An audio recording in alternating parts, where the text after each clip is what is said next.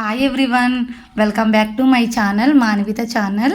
నేను ఇక్కడ కొత్తిమీర కట్ట, పుదీనాకు కట్ట తీసుకున్నానండి. నేను పచ్చడి చేస్తున్నాను. ఇది రైస్లోకి, ఇడ్లీలోకి చాలా బాగుంటుంది. చాలా అంటే చాలా బాగుంటుంది.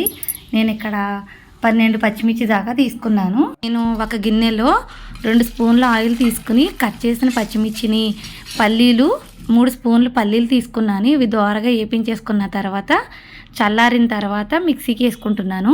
ఈ పచ్చడి చాలా టేస్టీగా ఉంటుందండి. మీరు ట్రై చేసి చూడండి, చాలా టేస్టీగా ఉంటుంది. ఇవి వేపించిన గిన్నెలోనే ఆయిల్ ఉందండి. ఈ ఆయిల్లోనే నేను కట్ చేసిన కొత్తిమీరని, పుదీనాకుని నేను ఇందులో ఫ్రై చేసుకుంటున్నాను. ఇవి కొంచెం ఫ్రై అయిన తర్వాత వేరొక ప్లేట్లో తీసుకుని చల్లారబెట్టుకోవాలి. ఇవి చల్లారిన తర్వాత మిక్సీ పట్టుకుందాం. నేను ఈ పచ్చడికి 4 టమాటాలను తీసుకున్నానండి.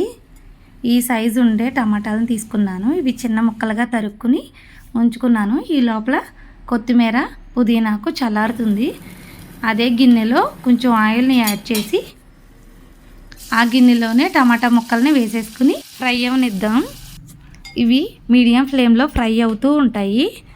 మనం ముందుగా వేపించుకుని పక్కనెట్టుకున్న పచ్చిమిర్చి, పల్లీలులోనే మనం 1 స్పూన్ జీలకర్ర, 2 స్పూన్ల సాల్ట్ వేసుకుని కొంచెం పదునుగానే మిక్సీకి వేసుకున్నాను. టమాటా ముక్కలు బాగా ఫ్రై అవ్వాలి. ఈ ఆయిల్లో ఫ్రై అయిన తర్వాత చల్లారబెట్టుకుందాం. ఈ విధంగా మిక్సీకి వేసుకున్నాను, ముందుగుండా వేపించింది. ఈ మిక్సీకి వేసుకున్న దాంట్లో నేను కొత్తిమీర, పుదీనాకుని చల్లారుతున్నాయి కదా, అది కూడా వేసేసుకుని ఈ టమాటా ముక్కలు మగ్గిపోయిన తర్వాత ఇవి కూడా వేసేసుకుని మిక్సీ పట్టుకున్నాను. నేను కొంచెం సాఫ్ట్గానే మిక్సీకి వేసేసాను. మీకు కావాలంటే కొంచెం పదునుగా కూడా ఉంచుకోవచ్చు. నేను మా పిల్లల కోసం నేను ఈ విధంగా మెత్తగా సాఫ్ట్గా చేసేసాను.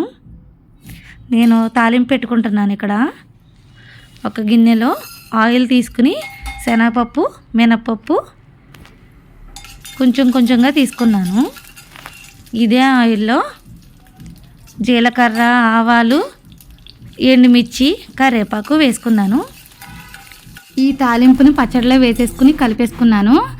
ఇది చాలా టేస్టీగా ఉంటుందండి. రైస్లోకి, ఇడ్లీలోకి చాలా బాగుంటుంది. మీకు నచ్చితే లైక్ చేయండి, సబ్స్క్రైబ్ చేయండి. Thank you for watching. Thank you so much అండి.